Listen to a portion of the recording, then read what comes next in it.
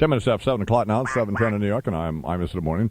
Joey DeFazio, our production director, brought Fred Scribner to my attention here a couple years ago. Yeah. And so Fred did some blues beds that we used along with all the other ones we used, everybody from Albert Collins to B.B. King. Well, it's not a wide spectrum there, is it? No, not very. But, well, a little Jeff Beck and some of those folks, too. Yeah. And then Fred hooked up with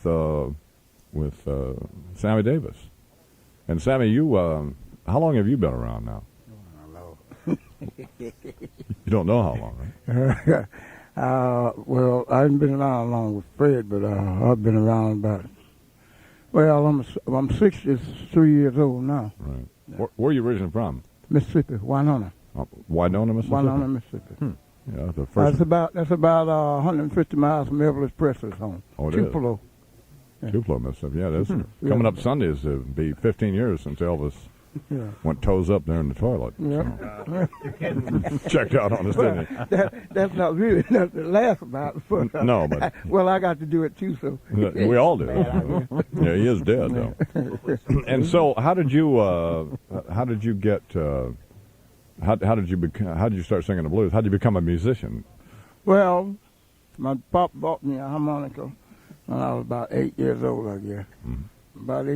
About 8 years old. So I stuck with it. Kept playing it. I kept losing them or bending them or somebody to take them, and he'd buy me another one. Yeah. So when I got big enough to buy my own. Now, did you start playing around Winona and then? Yeah, I started playing around there. Then I left there and I went to Florida. Right. And I left Florida. I don't know how many more. I don't know how many places I been in playing, but that's why I met Earl. And what? 12 years? Well, something like about 12 years, you know. Who's off Earl? And on, you know. Earl Hooker, he's dead now. Uh-huh. He's one of the best guitar players I ever.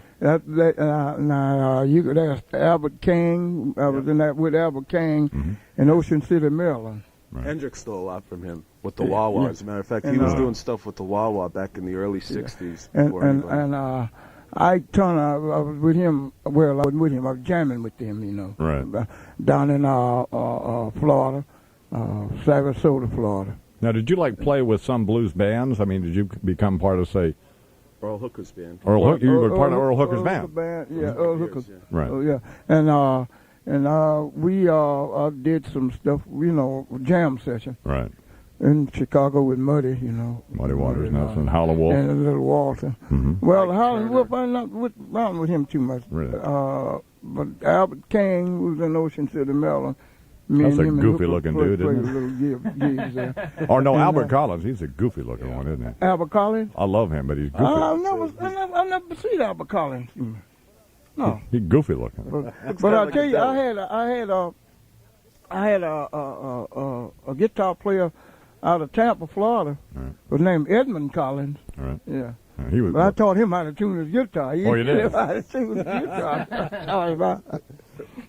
I played a little guitar. I played it upside down. Oh, you did? Like Albert King. That's something you got to see. Is there a reason you play it upside down? Yeah, and I play harmonica with my nose and all that. I don't know if we want to get into that. Anything kinky here, Sammy. That's great, Sam. That'll be quite enough, Sammy. So a lot of blues singers, don't be offended by this, but have you ever been in prison or anything like that? No, never been in prison. Well, That's right. You got to live the blues, I guess. That would be part of the blues doing some time. Sure. There you go. Why don't you guys do a little something? All right. Sammy Davis and Fred Scribner here on the Imus.